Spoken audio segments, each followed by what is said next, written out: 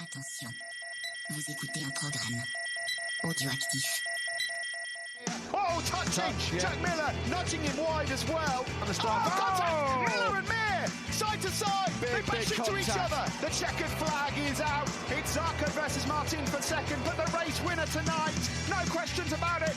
A stunner from Fabio Quartararo to win! And the battle for second is close, but it goes to Zarco in an amazing race! Bonjour à tous et bienvenue dans un nouvel épisode de C'est qui en pôle. Aujourd'hui, on se retrouve pour un nouveau numéro du podcast, le numéro 222, et on va discuter ensemble du 3e Grand Prix de la saison pour ce Grand Prix des USA. Pour ce soir, Nicolas et Pierre qui m'accompagnent. Salut les gars, comment ça va ? Salut, ça va ? Salut, écoute, ça va, toujours champion du monde. Je sais pas encore si ce sera le cas cette année, donc j'en profite. Profites-en, ça va pas durer. Bon, allez, on va commencer tout de suite avec les news. En Moto 3, on a David Almanza qui a gagné le premier Grand Prix de la saison en Thaïlande, qui est forfait suite à sa chute lors de la course du Brésil. Il souffre d'une fracture de l'épaule. Il est remplacé par Marcos Uriarte, qu'on avait vu l'an dernier dans la catégorie. Et à noter que David Munoz, l'autre pilote Intact GP, lui est toujours forfait. Donc c'est sûr que là, pour l'équipe Intact GP, c'est quand même pas un bon début de saison. En Moto 2, on a Luca Lunetta toujours absent. Il est remplacé par Denis Foggia, qui ne fera rien. Et en MotoGP, quand même, l'info principale, un peu marrante, on va dire, c'est que Maverick Viñales ne veut pas payer les billets d'avion de Jorge Lorenzo. C'est donc la fin d'un duo qui aura tenu seulement un GP. Vous aussi, est-ce que vous trouvez ça marrant quand même ? C'est cocasse, voilà, parce qu'on savait que la relation durerait pas du fait du caractère des deux personnages, mais pas pour ces raisons-là en fait. Du coup, je sais pas, Lorenzo a pas réussi à coffrer dans sa carrière. Je sais que pour se payer des billets d'avion, je sais pas. En fait, c'est tellement prévisible, quoi. Qu'est-ce qu'il y a de surprenant à ce que ça s'arrête ? Moi, j'avais parié Rérez. Bon, ils ont tenu qu'un seul Grand Prix. Ouais, c'est... Bon, voilà, Vignales aura fait des tours de parking en GSXR en se faisant engueuler par Lorenzo. On verra bien si ça paye quand Vignales reviendra au top, mais bon. Ouais, voilà. Voilà. Peut-être qu'Arez, il sera à nouveau dans le paddock, Lorenzo, on va voir. Lors du dernier épisode, Gueno avait fait une petite blague lorsqu'on parlait du 200e Grand Prix de Jack Miller. Il nous disait que il en avait terminé que 149. Alors, il a été très médisant parce que Miller n'a pas eu 51 abandons, il n'en a eu que 44. Donc c'est seulement 20% de chute. Donc là aussi, allez, on est un peu méchant, mais bon, faut bien un peu rigoler des fois. C'était pas loin quand même. Bah oui, c'est pas loin du tout. Allez, on va passer aux courses. Donc en Moto 3, on a une pole d'Alvaro Carpe qui a 4 dixièmes d'avance sur le rookie Casey O'Gorman et Valentin Perrone qui est 3e. Et une fois de plus, on a Veda Pratama, l'Indonésien, qui est encore surprenant avec une 4e place. C'est vraiment une bonne surprise depuis le début de saison. Pour la course, alors la course en elle-même, une course Moto 3, on va dire habituelle, un groupe de 4-5 pilotes qui se détachent. Et en fin de course, c'est Guido Pini qui s'impose devant Maximo Quiles et Alvaro Carpe. Perrone perd tout, on va dire, sur le dernier tour, dernier virage, et il termine 4e. Donc, première victoire en Moto 3 pour Guido Pini. Encore une victoire pour Léopard, comme chaque année, Léopard gagne. Victoire de Honda. Pierre, qu'est-ce que tu penses, toi, de cette course ? Ouais, c'était un peu particulier comme je le disais tout à l'heure dans notre groupe WhatsApp, c'est que en soi c'était vraiment une course typique Moto 3, il y avait de l'action à tout le moment de la course suivant le groupe dans lequel il filmait, mais pour autant je me suis assez ennuyé, je saurais pas expliquer pourquoi, mais c'est un ressenti tout à fait personnel. Voilà, là, c'est disputé pour le podium jusqu'à la ligne d'arrivée, jusqu'au dernier virage. Victoire de Pini, bon tant mieux, ça faisait longtemps qu'il tournait autour. J'ai noté aussi que c'est la première victoire d'un Italien en Moto 3 depuis 2022 et Denis Foggia. Alors c'est une stat que j'ai entendue à la télé, donc ça m'a surpris, mais voilà. Nico, t'as pensé quoi de cette course ? Ouais, c'est joli. Alors effectivement, je suis assez d'accord. Jolie fin de course surtout. C'est vrai que la première partie de la course, il y a quand même beaucoup de gestion et ça c'est doublé, redoublé. On a laissé beaucoup Quiles doubler. Alors Quiles, quand on présentait la saison, on pensait qu'il allait tout écraser. Il est jamais brillant. Mais par contre, bah, il a déjà 23 points d'avance, hein. Alors qu'on peut pas dire qu'il soit étincelant non plus et que ce soit une domination avec de tous les instants. La preuve, il gagne pas ce week-end, mais bah il est toujours là, il est toujours bien placé, il est très intelligent. Mais c'est une Euh, victoire et 2 deuxièmes places quand même en 3 courses. Oui, c'est ça. Mais moi, enfin, après, peut-être que je suis dur, hein, sans doute même. Mais je m'attendais tu vois, sur les 3 courses, je m'attendais à ce qu'on ait 2 premières places et une deuxième place, quoi. Mais après, en fait, c'est que derrière, ça se disperse beaucoup, je trouve, derrière qui laisse. Et il n'y a pas de deuxième qui émerge vraiment de façon régulière, en tout cas pour l'instant. On n'en est qu'à la 3e course. Mais bon, voilà, en tout cas, oui, qui laisse toujours là. Moi, je suis juste un peu déçu pour Perronnet parce que ce pauvre garçon qui a l'air en plus très sympathique, je me demande s'il va gagner une course un jour, j'espère pour lui. Mais il a toujours pas gagné, si je ne dis pas de bêtises. Et c'est pas les podiums qui manquent, parce que déjà l'année dernière, il en avait fait quelques-uns, cette année aussi. Et j'espère pour lui quand même qu'un jour, les planètes vont s'aligner et qu'il va réussir à en ramener une chez lui. Bah, en fait, il me fait un peu penser à quelques années en arrière avec un Denis Onchou qui était souvent dans le top 4, top 5 et qui au final en fait ne gagnait jamais. Et Et qui avait mis beaucoup de temps à gagner, ouais, voilà, il fait effectivement. le spectacle parce il est quand même très souvent dans le top 5 bien placé, mais à chaque fois dans le dernier tour, il se fait avoir et il n'arrive pas à gagner. Donc c'est dommage. Maintenant, on n'oublie pas, c'est sa 2e saison. Enfin, comme Carpe, comme Kiles, comme Pini. De toute façon, comme c'est parti, il en gagnera quand même bien une bientôt. Oui, oui, oui, c'est la dynamique est quand même de son côté. Après, je voulais aussi parler de Veda Pratama, bon, qui a malheureusement chuté, un gros crash. Comme c'est un pilote qui est assez impressionnant. Alors l'an dernier, il avait terminé 2e de la Red Bull Rookies Cup, mais vraiment cette année, à toutes les séances, il est devant. En course, il est devant. Toi, je sais pas, tu en penses quoi, Nico? Est-ce Ouais, que tu c'est vrai que c'est t'attendais à voir intéressant. ce pilote aussi bien? Bah non, alors il est un peu plus âgé parce que je crois qu'il a 20 ans de mémoire, donc il est un peu plus âgé que les autres. Mais souvent, les pilotes qui viennent des championnats asiatiques ont quand même plus de mal à s'adapter au mondial que les autres. Alors, il est passé par le Junior GP avant, c'est peut-être pour ça qu'il a un peu plus de facilité, disons, à s'adapter. Mais malgré tout, je m'attendais pas à ce qu'il soit à ce niveau-là. Parce qu'en plus, il a pas la moto la plus simple puisqu'il a une Honda et il y a quasiment que les léopards qui arrivent à la faire marcher. Lui, il est pas sur les léopards et pourtant il y arrive. Non, c'est intéressant. Je suis très agréablement surpris. Ça fait du bien aussi de voir autre chose que des Argentins ou des Espagnols, que des Espagnols ou des Italiens, parce que des Argentins, on n'en voit pas beaucoup. Mais ça change un peu. Ça amène aussi un peu de variété sur les podiums, même s'il a malheureusement chute ce week-end, mais il a la vitesse. Faut juste voilà corriger ces soucis-là de chute, hein, tout simplement, et corriger un peu ça. Mais en tout cas, la vitesse est là clairement. Avec une moto qui encore une fois n'est pas la plus simple. On va passer au Moto 2. Donc, en Moto 2, en Q1, on avait quand même plusieurs très bons pilotes qui étaient en Q1.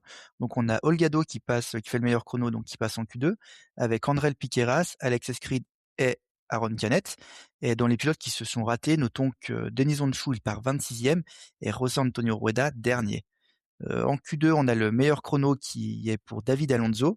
Malheureusement, il sera déclassé pour une pression de pneus trop basse et donc son chrono est annulé. Il partira 17e. Et c'est Barry Baltus qui récupère la pole devant Alonso Lopez et Piqueras. Dans les favoris, on a un Manuel Gonzalez seulement 9e et Daniel Olgado seulement 15e, qui lui se rate complètement, qui n'était vraiment pas trop là dans ce week-end. À noter que André Piqueras, il a un double long lap penalty parce que au Brésil, il avait tenté de repartir suite à une chute, et alors que sa moto avait coupé, et on sait que dorénavant, c'est interdit de vouloir faire ça. Donc c'est un double long lap que Piqueras doit effectuer. Pour la course, on se retrouve avec Senna Agius qui remporte cette course devant Celestino Vietti et Izan Guevara. David Alonso, donc qui partait 17e, termine 4e à 1 seconde 8 de la victoire. Donc magnifique course devant Gonzalez et Barry Baltus qui est 6e. Alors pour parler de cette course, en fait, ce qui nous a vraiment marqué, c'est au premier tour le gros crash qu'on a eu avec un Alberto Ferrandez qui se rate complètement au freinage du virage 10. Il fait un strike assez monumental. Il y a 6 pilotes qui sont au sol, dont André Piqueras et Sergio Garcia qui pourront pas repartir suite au drapeau rouge. Nico, qu'est-ce que tu as pensé de cet accident? Ouais, c'est vraiment, enfin, il perd complètement les freins, perte totale des freins et ça fait un strike, complet. Moi, je trouve c'est effectivement assez impressionnant de la chute. Et moi, ce que je trouve encore plus impressionnant, c'est que, alors, je crois ne pas dire de bêtises en disant qu'il n'y a pas de blessés et que tout le monde Piqueras. a pu Alors si, repartir. Piqueras, Ah, il y a Piqueras. ouais, Piqueras, c'est une fracture du Il me semblait. fémur et Voilà. fracture de la cheville. Et Sergio Garcia, lui, c'est démis l'épaule. Ouais. Alors j'avais un doute sur Piqueras, c'est pour ça que j'étais au conditionnel, mais malgré tout, alors effectivement une blessure, une fracture de fémur, évidemment c'est toujours grave, mais quand on voit la violence du choc, je trouve ça fou qu'il n'y ait pas plus de mal. Ah oui. Et que ce soit pas plus grave, parce que le différentiel et la force de l'impact est impressionnante. Et ouais, on peut dire merci à la sécurité, aux airbags, au progrès sur les casques et sur les équipements de façon générale, parce que je pense que le même accident il y a 10 ou 15 ans, il y avait beaucoup plus de mal. Et bravo, ouais, aussi, je pense on parle pas assez du boulot des mécanos, encore plus en Moto 2 où ils ont qu'une seule moto, ils ont pas de mulet entre guillemets. Bravo les mécanos d'OnlyFans, ils avaient 2 motos à faire repartir et 2 motos qui étaient bien abîmées, celle de Salach qui était dans le second crash, donc avec Alberto Fernandez, et celle de Roberts qui s'était accrochée avec Holgado si je me trompe pas, quelques virages plus tôt. Donc ils avaient 2 motos à faire repartir. Bon, Salach finit avant-dernier parce qu'il a dû repartir de la voie des stands, sa moto avait calé, mais il a quand même pu faire la course. Et Roberts finit 9e après quand même un gros crash, une moto bien froissée. Il arrive quand même à terminer 9e. Il y a quand même un sacré boulot des mécanos et on peut leur tirer notre chapeau, clairement. Oui, Roberts avait quand même du scotch sur la moto pour que tout tienne. Il avait du scotch américain. Ouais. Pierre, toi, sur cette chute, sur ce crash. Ouais, bah je pense que vous avez tout dit. Moi j'ai cru honnêtement qu'il y avait un problème sur la moto quand on a vu les replays parce qu'il arrive vraiment hors de contrôle mais avec une vitesse énorme. Je vais pas redire ce que vous avez dit. Il va être sanctionné, et c'est bien normal. Il y a eu beaucoup de pilotes impliqués et étonnamment c'est tant mieux qu'il n'y ait que 2 blessés et qu'ils s'en sortent avec des blessures importantes, mais aucune n'étant on va dire mettant en danger vital, voilà. Donc voilà, encore un gros crash en Moto 2. Je crois qu'il y en avait déjà eu des soucis en Thaïlande là avec aussi les nombreux départs qu'il y avait eu à ce moment-là. Donc Ouais, c'est assez miraculeux comme ce début de saison en Moto 2. Alonso, comme tu dis, en Thaïlande, qui s'en était sorti on sait pas comment. Là, c'est Piqueras, donc bon bah tant mieux, on va dire. Nico, tu parlais de Dolgado, donc qui avait chuté au premier tour avec Roberts. Olgado, donc qui se prend un long lap penalty suite à cette manœuvre et il terminera 16e. Donc pas de points pour Olgado. Pour le championnat, c'est quand même pas bon pour lui. Derrière, qu'est-ce qu'on peut dire? David Alonso qui termine 4e. Donc la course avait été réduite en 10 tours et donc il passe de 17e à 4e. Gros week-end, un gros rythme sur tout le week-end. Sans cette pole position ou donc ce problème de pression de pneus en qualif, il serait parti de la pole. On peut penser il aurait très bien pu gagner, non?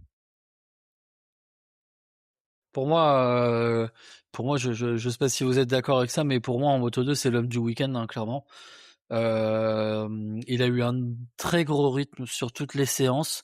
La pole, il est devant tout le monde. Alors il y a ce problème de pression, voilà. La règle, c'est la règle, mais il était très largement en pole. Et là, quand on voit, effectivement, tu l'as dit, en seulement 10 tours, il remonte 13 places. En Moto 2 où tout le monde a le même moteur, c'est quand même ouais, c'est vraiment il confirme, hein, tous les espoirs qu'on avait mis en lui. Il fait partie des favoris pour le titre. Il y a encore des choses à aligner sur chaque week-end, ce qui n'est pas encore tout à fait le cas. Mais là, ce week-end, il survolait la catégorie et c'est vrai que la 4e place est assez mal payée, malheureusement, je trouve. Ouais, parce que donc sur le podium, on a Ajus qui gagne donc sa 3e course en carrière. Vietti, qui alors là était dans un week-end où ça s'est bien passé, il termine 2e. Bon, on verra Rerez où il terminera sûrement 15e. Hein. Ophélie va nous en vouloir, mais Ouais, c'est la réalité. Et en Autriche, il gagnera la course. Voilà, c'est ça. On a Guevara aussi qui fait encore une belle course, qui surprend quand même assez bien en ce début de saison. Enfin déjà en fin de saison dernière, il était bien. Pierre, toi t'en penses quoi de Guevara? Ouais, écoute, c'est pas, c'est une forme, mais Guevara, moi j'y crois plus. Voilà, de ce qu'il a fait.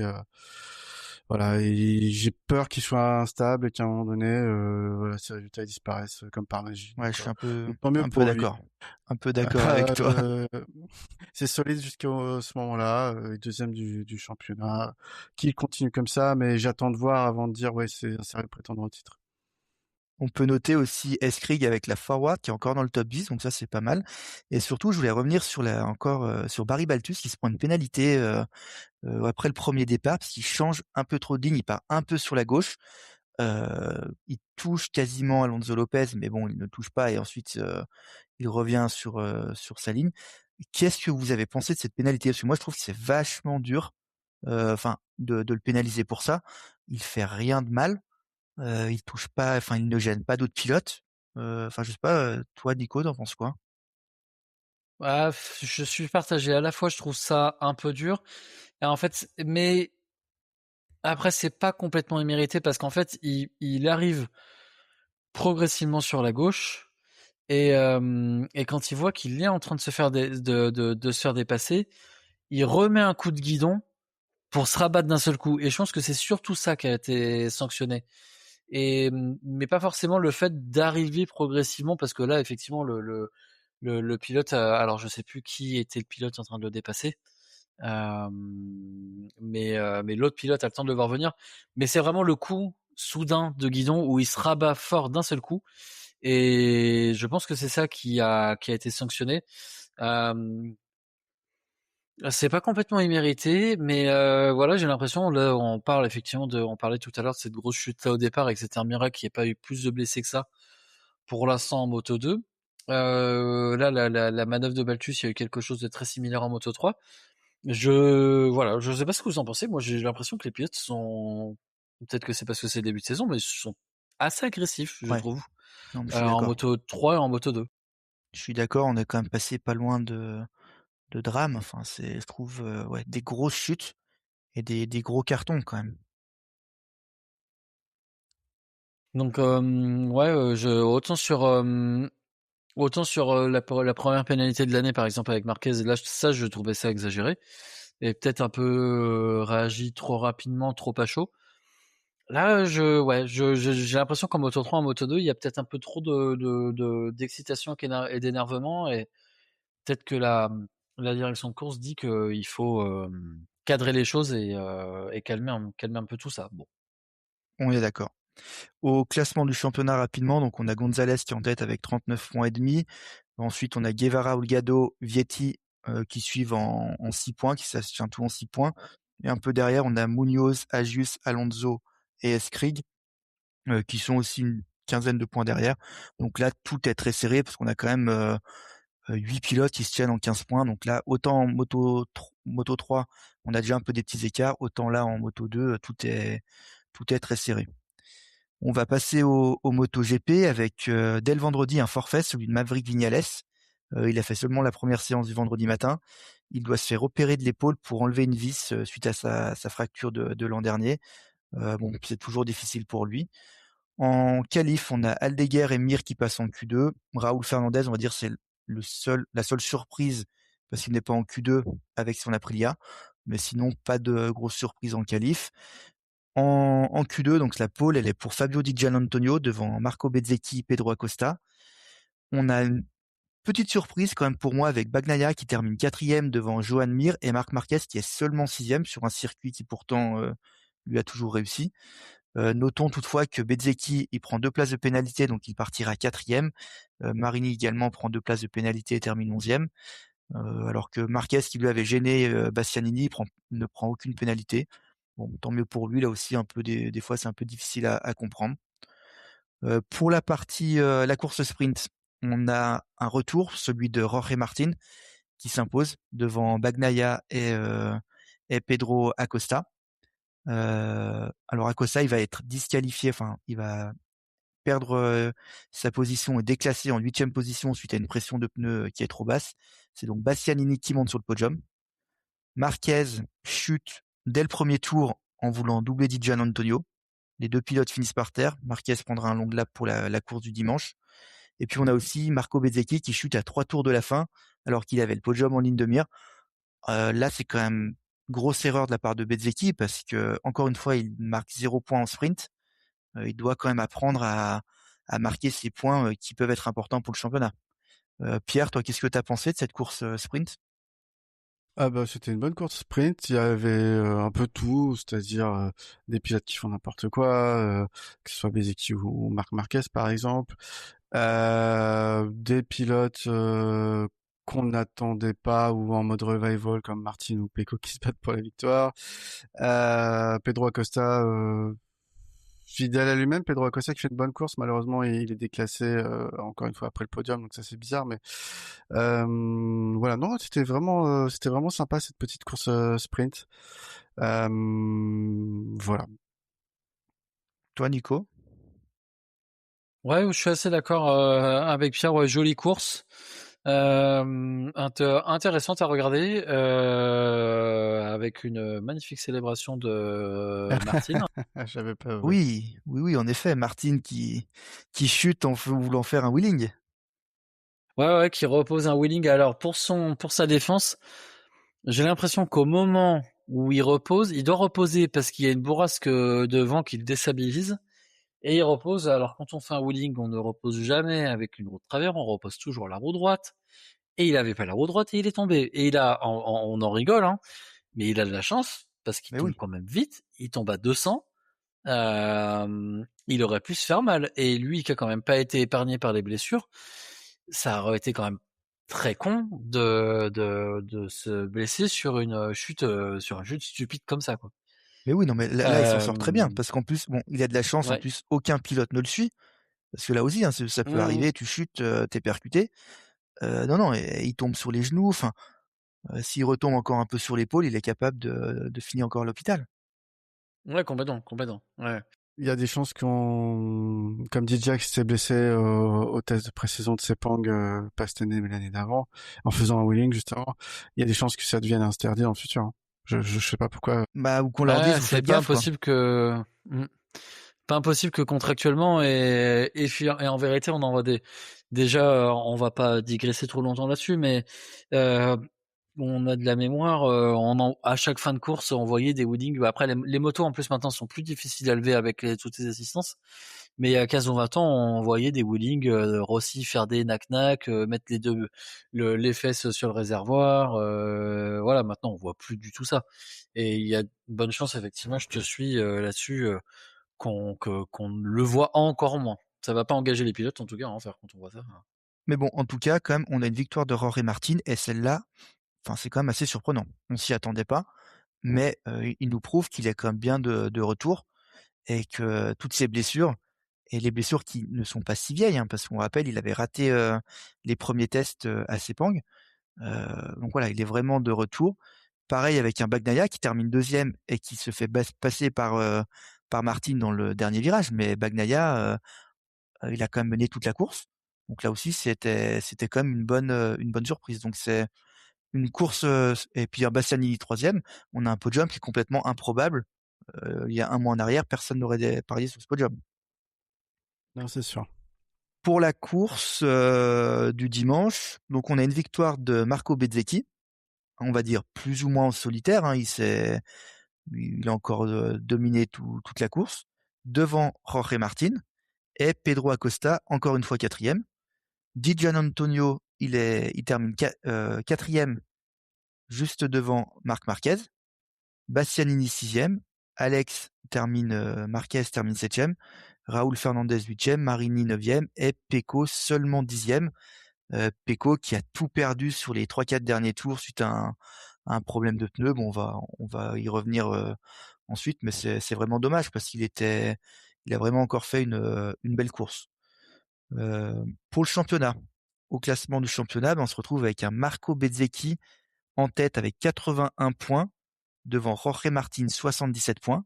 Et les deux pilotes Aprilia ont déjà fait un petit trou parce que Pedro Acosta, qui est 3e, il a 60 points. Et ensuite, on retrouve Di Gianantonio avec 50 points, Marc Marquez 45 points et Raúl Fernandez avec 40 points.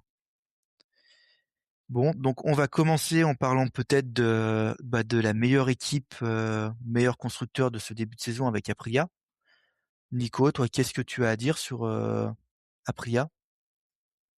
Alors déjà qu'à titre personnel, ça me fait plaisir parce que j'aime beaucoup Aprilia. Mais plus sérieusement, non, c'est en fait, on le voyait déjà sur la fin de la saison dernière où globalement, on avait quand même l'impression, si on enlevait Marquez, et c'est ce qui s'est passé sur la fin de la saison puisque Marquez était blessé, on voyait quand même que l'Aprilia était au moins au niveau de la Ducati, voire meilleur. Là, je pense qu'on peut clairement le dire. Bezzecchi, c'est quand même, si on compte la saison dernière, c'est quand même 5 victoires de suite. Il y a que Rossi et Marquez qui ont fait ça. Plus de 120 tours menés, 3 victoires de suite. Il y a que Marquez qui avait fait ça en 2014. On se souvient de cette saison où il avait été stratosphérique. Va falloir aller chercher le titre parce que ça, c'est des stats de champion du monde, hein, très clairement. On en est qu'à la 3e course, mais là, il est quand même en train d'aligner des grosses stats, le Marco. Donc, il y a effectivement, par contre, tu l'as dit, en course sprint, il est tombé.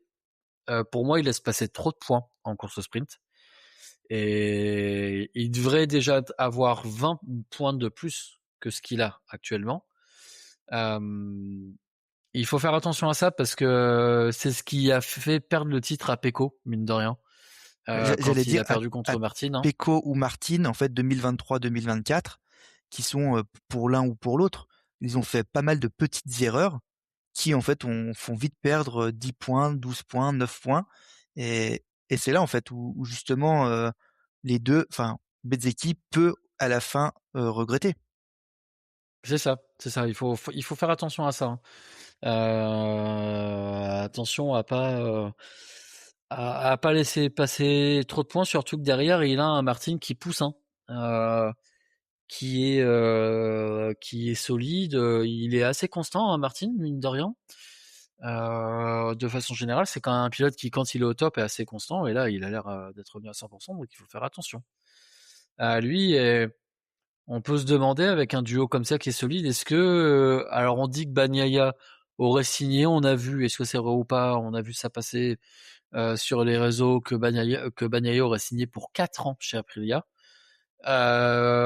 Est-ce qu'il n'a pas été, si ça a été signé, est-ce que c'est pas trop tôt? Est-ce qu'il n'a pas été signé trop tôt? Parce que quand on voit ce que fait Martin avec Bezzecchi, j'aurais pas misé là-dessus, mais apparemment avec Bezzecchi ils s'entendent bien. Ouais, est-ce que Aprilia s'est pas un peu précipité en signant Bagnaia et en le regrettant? Je sais pas. Bon, on va demander à notre fan de Pecco ce qu'il en pense. Je ne répondrai pas à cette question. Et puis non, après si on termine sur Aprilia, Ogura, dommage pour ses problèmes techniques qui l'empêchent d'aller chercher un podium s'il était bien parti. Et l'énigme, c'est Fernandez qui termine très bien la saison 2025 et qui là a beaucoup de mal sur une moto qui est la meilleure. Il a a bien du mal à commencé se en mettre au Thaïlande. niveau. Il a bien commencé en Oui, ouais, Thaïlande avec un c'est podium, vrai ouais. qu'il a fait une bonne course. Il a fait un bon week-end en Thaïlande. Mais là, le Mais Brésil et les USA, le, en effet, il est pas là. Mm, mm. Il est plus que Ouais, c'est moyen. ça. Les USA, il est pas Mm. là. Le Brésil, c'était pas non plus incroyable. Ouais, je suis un peu surpris parce que il était plutôt au contraire, sur une bonne dynamique où enfin il explosait et ouais, on a un peu de mal à confirmer, je trouve, là, sur ces 2 dernières courses. À suivre. Après, il est 6e du championnat malgré tout, hein. Ça va, Oui, il est pas c'est un Fernandez, il trop. est toujours placé. Voilà, il est pas trop loin. Non, moi, ce que j'ai vraiment, enfin, là où j'étais surpris, et notamment depuis le début de saison, c'est quand même Martin qui gagne la sprint, qui est 2e en course. Aujourd'hui, Martin, on a l'impression de retrouver le pilote qui était chez Ducati. Ouais, moi, c'est vrai, on retrouve ce gars qui effectivement allait chercher le titre, inconstant, intelligent. Alors pourtant, au début de sa carrière, c'était un peu un poulet sans tête qui allait très vite, mais qui se fracassait au bout de 5 tours. Mais sa saison où il va chercher le titre, il fait moins d'erreurs que Pecco, on en a parlé tout à l'heure, et c'est ce qui fait qu'il va chercher le titre, hein. Et là, on retrouve ça, effectivement, on retrouve ce pilote-là, intelligent, sur la sprint, par exemple, du Texas, plus que Bez, puisque lui ne tombe pas, merci, puisque lui ne tombe pas. Donc ouais, non, c'est et je pense c'est sûr. En fait, je pensais pas qu'il serait arrivé à ce niveau-là aussi rapidement dans la saison. J'aurais pensé GRS peut-être un petit peu plus tard, le retour en Europe, quoi. Mais il revient très très tôt à ce niveau et ouais. Et encore une fois, là, moi je trouve que Bezzecchi, il faut se méfier de Martin, vraiment.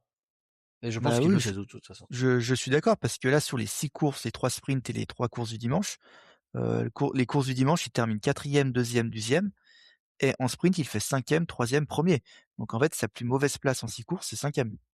Donc ce qui montre que voilà, il est régulier et en fait, aujourd'hui, Martin, est pour moi un prétendant pour le titre. Pierre, toi, je sais pas ce que tu en penses? Ah, bah, Martin comme Bezzecchi, comme Ogura aujourd'hui avec ses performances, enfin honnêtement, là c'est encore difficile à dire. En tout cas, les 3 Aprilia que je viens de citer sont suffisamment performantes pour avoir des résultats impressionnants sur ces 3 premiers week-ends et donc pour jouer le titre, oui. Euh, et je parle plus globalement d'Aprilia parce que moi, ce qui me bluffe depuis le début de saison, c'est la capacité de la moto sur les pneumatiques, là où a du mal particulièrement Ducati, c'est pour ça que je le souligne. Quand tu vois Bezzecchi attaquer ou Ogura ou même Martin, la régularité qu'ils ont à faire durer leurs pneumatiques, que ce soit les softs en sprint ou les médiums en course longue, euh, ou la capacité en Thaïlande et au Brésil avec des chaleurs extrêmes de s'en sortir, de trouver du grip et de pas éclater le pneu à l'usure, bah c'est bluffant. Donc là, ils ont vraiment un avantage important, qui est peut-être lié à l'aéro, à l'électronique et puis au talent des pilotes, bien entendu. Mais euh, je pense que c'est ça aujourd'hui qui leur donne un avantage sur le reste du plateau, que ce soit les Ducati ou Acosta particulièrement. Et c'est là où les autres doivent creuser pour essayer de combler l'écart. On va passer à Ducati et pour commencer, moi je voudrais parler de Fabio Di Giannantonio qui fait encore un excellent week-end, 2e pole consécutive. Alors malheureusement en sprint, 2e fois de la saison où un Marquez le met dehors après la Thaïlande. Est-ce que en ce début de saison, ce n'est pas le meilleur pilote Ducati? Bah, que dit le classement? Le classement dit que oui. Donc, on va être bête et méchant, on va dire que oui. C'est le meilleur pilote Ducati. Il est plus régulier. Et en plus, ce qui nous marque particulièrement, parce que c'est un pilote qu'on n'a pas l'habitude de voir régulier. Donc, on a cette image où il fait 2 pôles d'affilée, c'est bon, hein, c'est le prochain Valentino Rossi. Bon, ne nous emballons pas. Mais Mais clairement, c'est l'homme providence de Ducati en début de saison et je ne l'aurais pas parié. Je pense que pas grand monde l'aurait parié comme ça quand tu as Marc Marquez dans les effectifs. C'est bien pour lui qui se réveille maintenant, encore une fois, année où les contrats se jouent. Et j'espère que ça va continuer comme ça. Il a une belle vitesse, il a pris toute la mesure. Enfin, c'est surtout ça, il a pris toute la mesure de cette moto, peut-être là où les autres ont encore des doutes et des difficultés à s'adapter. Et puis, bah, il est clairement, il survole la P4 qu'il fait en course longue. Elle est exceptionnelle aussi. Et moi, quand même, ce que j'aime bien avec lui, c'est quand même en bagarre, il est pas facile à doubler et il n'a pas peur d'y aller. Toi, Nico, qu'est-ce que tu penses de Di Giannantonio et de son début de saison? Je suis d'accord sur ce que tu dis sur la bagarre. Il a pas peur d'y aller, mais c'est toujours propre. Oui. C'est toujours, alors ça passe au millimètre, mais à chaque fois, les dépassements, c'est vraiment très bien exécuté. Voilà, ça frotte pas, c'est pas bourrin, ça écarte pas tant l'autre pilote, c'est voilà. Et non, ouais, bah après faut rebondir sur effectivement ce que disait Pierre a raison, c'est voilà, faut confirmer parce que DJ, on a tellement eu l'espoir depuis qu'il est en MotoGP de le voir faire 2-3 courses. À chaque fois, c'est quand il a le couteau sous la gorge, ou quasi à chaque fois, c'est quand il a le couteau sous la gorge avec les négociations de contrat. À ce moment-là, il s'allumait la pression, il se réveille, il fait 2-3 courses où tu te dis, ça y est, il a trouvé le déclic, et puis après, ça retombe. Donc voilà. J'attends quand même de voir les peut-être 3-4 courses à suivre s'il reste sur cette tendance-là. Mais c'est vrai que là, pour l'instant, effectivement, le classement dit que c'est le meilleur pilote de ce début de saison. Peut-être un des seuls qui arrive à exploiter de façon constante, disons, la GP26. Donc, ouais, c'est intéressant pour l'instant ce qu'il fait Fabio Di Giannantonio. Ouais. Pierre, on va parler de Pecco Bagnaia, qui retrouve un bon niveau, qui se bat pour de bonnes positions, qui a eu des problèmes d'usure de pneus sur les 2 courses. Qu'est-ce que tu as pensé du week-end de Pecco? Bah, c'est un week-end où on le voit plus de retour à un niveau qui est le sien, un rang qui est le sien. Encore une fois, il a pas tout à fait la moto à sa main et il y a une usure de pneus qu'il n'arrive pas à gérer en fin de course. Il lui dit qu'il doit forcer pour faire tourner cette moto via le pneu arrière, ce que ne se faisait pas avec les générations de motos précédentes. Et du coup, c'est pour ça qu'ils ont une usure de pneus prononcée. En tout cas, ça fait plaisir de le revoir à ce niveau. Après, certains ont la mémoire courte quand il s'agit de Pecco, et je pense pas à vous, hein, mais voilà, en gros, tout le monde pense qu'il est nul, mais il a gagné au quota l'année dernière, c'était pas un accident. Et il avait aussi gagné, je crois que c'était en 2023, il me semble.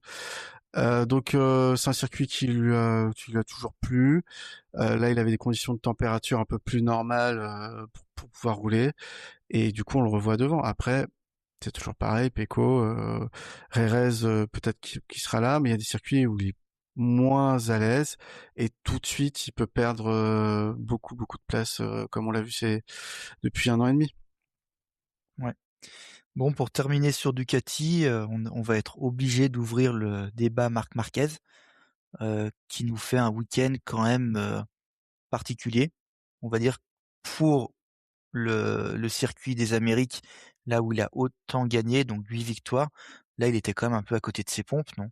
Il chute le vendredi. En sprint, dès le premier tour, il fait n'importe quoi et en plus, il emmène Di Giannantonio au sol. En course longue, il est en difficulté les 2 tiers de la course. On va dire, il a les 5 derniers tours qui sauvent un peu sa course et son week-end. Nico, qu'est-ce que tu as pensé du week-end de Marc Marquez? Du week-end ou du début de la saison? Bah, du début de la saison, on peut même dire, hein. Ouais, c'est parce que le week-end est dans la lancée du début du début de la saison, hein. Et mine de rien, quand on regarde au classement, il a déjà 36 points de retard sur le premier. Alors, on en est qu'à la 3e course, il y a encore beaucoup de points distribués, mais quand ça mérite d'être souligné quand même. On en reparle dans 6 mois. J'espère pour lui me tromper. est-ce qu'on n'est pas en train de vivre la saison de trop, de ce qu'on voit et de ce qu'on entend quand même des personnes bien informées dans le paddock? Apparemment, physiquement, c'est quand même très compliqué. Les fins de course sont physiquement dures pour lui. Les week-ends de course deviennent de plus en plus durs. Le réveil le lundi matin du lendemain de course apparemment fait très mal. Vraiment, hein, c'est de ce qu'on entend apparemment physiquement, ça commence à devenir difficile à vivre, quoi, en fait, de faire ce métier pour lui. Donc, j'espère me tromper en disant ça. Et j'espère sincèrement, sans être un fan de Marquez, mais que la dynamique va changer parce que ce serait moche que sa dernière saison soit aussi pénible que les 3 courses qu'on a vues là. Mais ça n'enlèvera rien au comeback de l'année dernière. Mais je me demande si on n'est pas en train de vivre la saison de trop pour lui. J'espère pas, mais ça ressemble à un début de fin quand même. Pierre, toi, t'en penses quoi? Ouais, je suis pas du tout d'accord avec Nicolas. Mais c'est bien, c'est bien de pas être C'est bien, d'accord. voilà. Alors, pas du tout d'accord, je vais préciser. Oui, Marquez est peut-être pas remis à 100% de sa blessure l'année dernière, même s'il est revenu en fin de saison et qu'il a fait tous les essais. Oui, il commençait le vendredi par une chute. Bah, c'est forcément réveillé d'anciennes douleurs, d'anciennes blessures, et après le week-end, il s'empire parce que Marquez, bah voilà, tout le monde pense que Marquez il va ultra dominer le week-end au quota, et finalement c'est pas le cas. Donc le samedi il fait n'importe quoi, il rechute, donc ça doit pas à nouveau aider niveau physique. Je pense qu'il doit être plus prudent là-dessus, éviter la chute pour éviter de réveiller des anciennes douleurs ou des douleurs déjà présentes mais qui là. Je suis persuadé par contre, que ce soit pour Pecco ou Alex Marquez ou Marc Marquez, que Ducati déjà ils vont commencer à trouver des solutions, peut-être pas à RS, peut-être pas au Mans, mais voilà, d'ici juin ils vont commencer à apporter une évolution ou deux qui permettra à la moto de compenser un peu le retard technique qu'ils ont pris sur l'Aprilia. Et deuxièmement, je suis sûr que Marquez va se mettre dans le bon sens et qu'il va aller se battre pour le titre jusqu'à la fin, ou peut-être même avant, et qu'il va aller chercher ce 10e titre. C'est sûr que c'est pas le début de saison que j'attendais de sa part, mais je suis toujours convaincu que c'est pas au bout de 3 courses qu'on va se dire Marquez est à la ramasse et sa saison de trop. Vu la domination qu'il a mis l'année dernière en roulant que 6 mois, attendons de voir. Alors, moi, là où je suis vraiment surpris de cette saison, c'est qu'à aucun moment, quand il veut doubler un pilote, il le fait facilement. On a l'impression que n'importe quel pilote qu'il veut doubler, bah c'est difficile. Enfin, il s'emploie en fait. Alors que l'an dernier, il passait un peu quand il voulait. Là, que ce soit en Thaïlande, au Brésil ou ici à Austin, à chaque fois, il met du temps, il met un tour pour réussir à doubler un pilote. C'est ça, c'est que là, quand même, de ce qu'on voit, chaque dépassement, c'est cata. Comme avec Marquez, ça passe en force. Et en fait, on a l'impression que à chaque dépassement, c'est je me bourre ou je double, quoi, ou l'autre tombe. Ouais, mais c'était souvent une caractéristique de Marquez déjà en Moto 2 ou chez Honda. Ça, c'est juste que l'année dernière on l'a oublié parce qu'il avait tellement de, voilà, il était toujours devant, ou c'était tellement facile. Il avait pas besoin de doubler en fait. De se mettre mal. Ouais, tout à fait. Parce qu'en fait, et justement, vrai que... tu vois, pour rebondir sur ce que tu disais, Pierre, tout à l'heure. Ok, certes, ça fait partie de son pilotage de prendre des risques, mais en fait, moi, mon inquiétude, c'est que moi, je pense sincèrement que il n'est plus au niveau physique de celui qu'il avait jusqu'en 2020. Je suis persuadé, il peut dire ce qu'il veut. Je dis pas que c'est un menteur, hein, pas du tout. Mais moi, je pense qu'il a perdu avec toutes les blessures qu'il a, même si c'est 5 ou 10% de ses capacités physiques, c'est tellement un extraterrestre qu'il arrive quand même à être au-dessus. Mais je suis pas sûr qu'il puisse encore se permettre de prendre des risques avec le corps et toutes les blessures qu'il a accumulées. Le problème, c'est que prendre des risques, c'est lui, c'est son pilotage. L'année dernière, il n'a pas eu à le faire parce qu'il dominait tellement qu'il avait besoin de prendre des risques. Sauf que de ce qu'on voit depuis le début de la saison, il va falloir prendre des risques pour aller chercher ce 10e titre. Et est-ce que son corps et son état physique lui permet ça? moi, je l'enterre pas, hein, évidemment, mais moi, sincèrement, j'ai des réserves là-dessus. Je suis pas persuadé que son corps lui permette de prendre des risques comme il l'a fait sur des saisons qui n'étaient pas des saisons d'archi-domination. On verra ça d'ici un mois à Jerez sur un circuit quand même qui lui réussit et notamment là où la Ducati est aussi rapide depuis plusieurs saisons.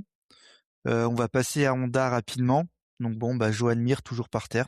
Encore 2 abandons. On a quand même noté en 59 courses avec la Honda HRC, c'est 35 abandons. En 130 courses totales avec les sprints, c'est 65 abandons. Enfin, c'est plus de 50% à chaque fois. Alors Zarco a expliqué un peu que, notamment après le sprint, que Mir freinait quand même très fort. Donc bon, peut-être, mais malgré tout, enfin, il ne termine pas un week-end, quoi. C'est trois courses, trois abandons cette année. On a un Luca Marini quelconque, on va dire, on l'a pas vu. Johan Zarco, malheureusement, il chute dans la course le dimanche dès le début, donc on peut pas le voir. Et puis on a un Morera qui fait un week-end solide pour un rookie, mais on va dire Honda week-end difficile, Pierre. Ouais, ouais. Alors Zarco, il a accusé Bastianini hein, pour sa chute. Il n'y a pas d'image, j'ai pas trouvé d'image, donc c'est difficile à dire. On a un week-end difficile. Après, Mir fait qu'on voit la moto devant et qu'on se dit, elle est pas si mal cette Honda quand même. C'est Et ça. puis après, on la voit par terre en disant bon, c'est sûr, c'est Mir. Mais c'est dommage que déjà les autres pilotes n'arrivent pas à rouler aussi vite que Mir, et c'est dommage que Mir est incapable de sentir que son pneu se dégrade et juste lever un peu le pied et adapter son pilotage, quoi. Donc moi, s'il continue comme ça, alors je sais pas s'il a signé des contrats, un renouvellement au HRC, mais je suis à HRC, j'ai un pilote, ça fait depuis 2023, donc Ouais. sa 4e saison, qui a pas fini la moitié des courses, qui n'a que 3 146 podiums. points, je crois, Ouais. pas podium, mais 146 points en 4 saisons. On rappelle que par exemple Zarco a eu 148 points rien que l'année dernière hein, avec sa Honda. Donc je me dis c'est pas un pilote officiel qui me faut, c'est pas Joan Mir qui peut être très rapide, mais c'est pas lui qui est l'avenir de ce team. Donc je me poserai des questions sur mon avenir. Mais voilà, week-end quelconque pour Honda du coup au final. Et puis voilà, c'est pas grave, faut qu'il travaille. On peut noter que Zarco fait le 2e temps de la course dimanche, à quelques centièmes derrière Ogura, et il a vraiment, en fait, il avait un très bon rythme. Malheureusement, il a tout perdu dès le début. Puis bon, après, il avait la piste qui était libre pour lui-même. Il était pas en bagarre, mais malgré tout, la Honda quand même peut avoir un niveau correct, Nico. Ouais, ouais, ouais, clairement, c'est vrai qu'on peut voir la Honda faire des top 10 de façon régulière, et c'est dommage encore une fois cette chute de Zarco. Après, je trouve peut-être pas plus qu'un top 10 qu'un top 8, c'est compliqué quand même, hein. Mir, c'est un peu l'arbre qui cache la forêt, hein. Zarco l'a dit, voilà, que ce qui fait ce que Mir aurait à faire au freinage avec la moto, lui n'arrive pas à le faire. Et c'est vrai que quand tu vois Mir en train de freiner, c'est si la moto pouvait parler, elle lui dirait mais arrête de faire ça. Il en demande beaucoup, beaucoup, beaucoup. Tu vois la moto qui se tord dans tous les sens, c'est vraiment là, les freinages de Mir, c'est spectaculaire, mais tu te demandes comment il fait pour pas tomber. Bon, en fait, tu comprends après au fil de la course parce qu'il finit par tomber. Mais oui, je pense que cette moto, quand même, le top 10 régulier, c'est sa place, je pense. On est d'accord. Dans l'équipe catastrophique, Yamaha remporte l'Oscar encore une fois ce week-end. Donc il termine quand même les 4 dernières positions. Alors, seule chose positive, c'est Toprak qui marque son premier point pour la Turquie en MotoGP. Quartararo, il se fait battre par Toprak, par Miller. Là, on voit qu'il n'y est plus du tout. Il n'arrive même plus à finir premier YAM. Il est désabusé. Et moi, vraiment, ce qui m'a marqué, c'est Alex Rins le samedi, qui en conférence de presse a quand même sorti. Je me sentais inutile. Je me disais, putain, qu'est-ce que je fous là? Pour que Rins en arrive là. Enfin, comment un pilote officiel peut dire ça? Là, t'es Yann, tu dis, enfin, bon, tu sais déjà que l'année prochaine, il ne sera plus là, mais la saison va être très longue pour Quartararo et Rins. Pierre. tous les pilotes, elle va être très longue. Après, c'est vrai que quand on connaît un peu le caractère de Rins, qui dit jamais un mot plus haut que l'autre, qui a jamais, c'est pas dans son habitude de faire des déclarations fracassantes. Et même si les résultats sont pas là depuis 2 ans et demi, qui joue profil bas, on va dire. T'entends ça, tu fais wow, qu'est-ce qui lui arrive à Rins? Je sais pas, quelqu'un a démarré, a trouvé le power on sur lui. Mais non, clairement, voilà, Quartaro, je pense que bah, lui, il s'est mis la tête à l'envers, donc il est plus dedans. Pas parce qu'il y a un manque de talent, mais c'est juste qu'à partir d'un moment où tu es persuadé que ça marchera pas, comme un Zarco chez KTM, bah, ça ne marche pas. C'est comme ça, c'est Oui, psychologique. voilà. C'est psychologique pour moi. Donc c'est pas normal que Quartararo finisse sur une course comme ça derrière un Toprak. Et par contre, je suis content pour Toprak qui marque son point, qui essaie de faire ce qu'il peut avec cette moto en tant que rookie. Euh, donc voilà, à suivre. Nico, rapidement sur Yamaha. Ouais, bah, il y a pas grand chose à rajouter. C'est vrai qu'il y a un peu le feu dans la maison quand même, hein, dans la maison Yamaha. Comme vous l'avez dit, hein, quand tu vois que même Rins arrive à déclarer ça, Quartararo qui sort la sulfateuse en disant, ironiquement, ça va faire du bien aux ingénieurs de voir qu'on est plus lent à Jerez et au Mans que l'année dernière. Ça va leur faire du bien. Enfin, tu te dis mais qu'est-ce qui se passe chez eux? C'est ouais. Il y a le feu, il y a le feu de partout. La M1 V4 est moins bonne sur tous les compartiments, en puissance, en grippe, en motricité, au freinage. Il y a rien qui va par rapport à la M1 4 Edge, 4 en ligne. C'est ouais, je sais même plus quoi dire sur Yamaha tellement c'est même quand tu penses qu'ils ont touché le fond, c'est ça continue. Alors on savait que au quota, la moto serait pas bonne de toute façon, on le savait avant même la course. À ce point-là, quand même, ouais, La seule chose qu'on peut espérer, c'est que Jerez, il fasse quand même de meilleurs chronos que l'an dernier. Sinon, la Quartararo, il va en profiter encore. Ah non, moi la seule chose qu'on peut espérer, c'est qu'Arerez il fasse comme en Thaïlande et que Pavezio dise il y aura aucun commentaire des pilotes. ouais. Ouais. Oui, bah ça risque de finir comme ça. Hein. Allez, pour terminer, on va parler de la dernière équipe, c'est KTM, avec une nouvelle fois Pedro Acosta qui joue le podium. On a l'impression que c'est vraiment le seul qui réussit à piloter la KTM sur tous les circuits. Est-ce qu'il ne massie pas le niveau réel de cette moto, Pierre? Non, je pense pas. Je pense que Acosta est le seul à tirer vraiment la quintessence de cette moto et que si les autres étaient au niveau, alors je dis pas avec le talent d'Acosta, mais à un niveau correct, comme par exemple Bastianini sur ce week-end particulier, eh ben non, cette moto elle est bien. C'est juste que Vinales il était pas là, mais bon, ce début de saison nulle part. Binder, c'est assez catastrophique cette année aussi. Et Bastianini, il y a que là où il se réveille. Donc pour moi, la moto est à ce niveau. C'est juste que KTM n'a aucun line-up. C'est Voilà, les trois autres pilotes qui pourtant, KTM a un super line-up sur les 4 pilotes. Nico, toi, tu penses quoi de KTM et Ouais, des pilotes moi sur le papier? j'aurais tendance à penser que si quand même, hein, que moi je trouve qu'il masque le vrai niveau de la moto. Un peu le même genre de profil qu'un Marc Marquez où son talent permet de compenser les faiblesses de la moto dans une moindre mesure et que les autres qui n'ont pas cet extra talent, on va dire, bah en fait la moto est au vrai niveau. Et je pense que la KTM est pas si bonne que ça. Pour moi, la KTM elle est au niveau de la Honda. Si on enlève Acosta, pour moi elle est au niveau de la Honda. Parce que oui, effectivement, là on a vu Bastianini qui revit, qui fait 3 en sprint et 6 en course. Mais c'est quand même sur courant plus qu'alternatif, hein, Bastianini. Donc Binder Bah, est nulle part alors que la moto il les connaît par cœur. on le reverra, Bastianini, on le reverra dans 4 ou 5 GP. C'est ça en Ouais, fait ouais. qui est terrible. C'est qu'aujourd'hui, KTM, pour moi, tu as Bastianini n'a pas réussi à s'adapter à cette moto depuis l'an dernier. Un Binder depuis l'an dernier, il est quand même vraiment pas là, alors qu'auparavant il était toujours dans le top 5. Et on a un Vignales qui est blessé.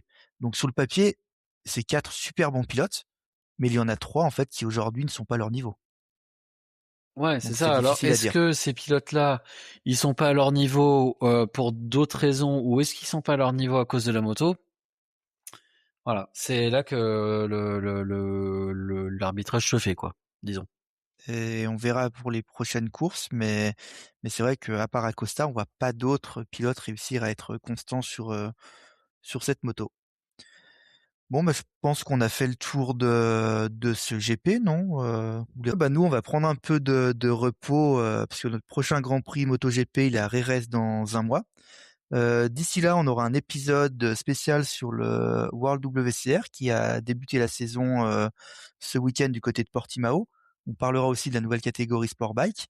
Et puis sinon, vous pouvez nous retrouver sur toutes les bonnes plateformes de streaming ainsi que sur YouTube. Et si vous avez envie de parler de MotoGP avec nous, n'hésitez pas sur Facebook, sur Discord, sur Twitter.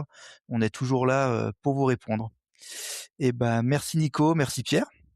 Merci à tous. Merci Merci à à toi, toi, Thibaut. merci à tout le monde. À bientôt, salut. À bientôt. Salut, Ciao. salut.